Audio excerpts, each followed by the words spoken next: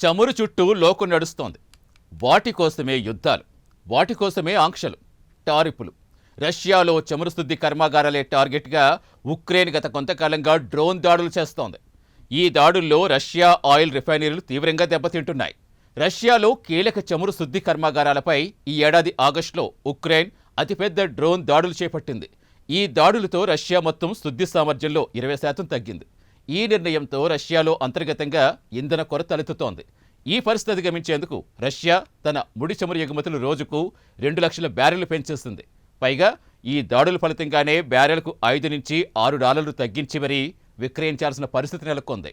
Oil పరిశ్రమలో ధరల మధ్య చిన్న తేడా కూడా భారీ మిగులిస్తుంది.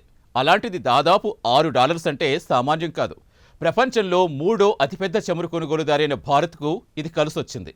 Reliance, Nayara, Indian Oil Corporation, Hindustan Petroleum, Bharat Petroleum పెద్ద ఎత్తున రష్యా నుంచి ముడి చమురు దిగుమతి చేసుకుంటున్నాయి.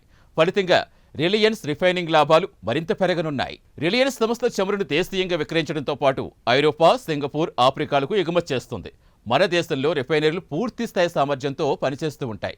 కానీ చైనాలో రిఫైనరీలకు మెయింటెనెన్స్ తప్పనిసరి. ఫలితంగా భారత్ అధికంగా కొనుగోలు చేస్తే లబ్ధి పొందుతుంది. ఈ సీజన్లో ఐరోపాకు భారత డీజిల్ ఎగుమతులు కూడా 137% పెరిగి రోజుకు 2,42,000 బ్యారెళ్లకు చేరాయి.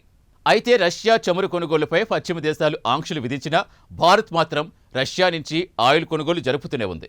దీనిపై ట్రంప్ రష్యా నుంచి చమురు కొనుగోలు చేసి యుద్ధానికి భారత్ ఆర్థిక సహాయం చేస్తోందని ఆరోపిస్తున్నారు. దీనికి ప్రతిఫలంగా భారత్పై అదనపు సుంకాలు వేసేస్తున్నారు. అయితే తాము రష్యా నుంచి ఆయిల్ కొనుగోలు చేయకపోతే అంతర్జాతీయంగా చమురు సంక్షోభం తలెత్తుందని స్పష్టం చేసిన భారత్ తమ దేశ ప్రయోజనాలకు అనుగుణంగానే నిర్ణయాలు తీసుకుంటామని తేల్చిపాడేస్తుంది. అయితే ఇప్పుడు రష్యా ఆయిల్ రిఫైనరీలపై ఉక్రెయిన్ చేసిన డ్రోన్ దాడులు కూడా భారత్కు భారీగా లాభాలు తెచ్చిపెడుతున్నాయి.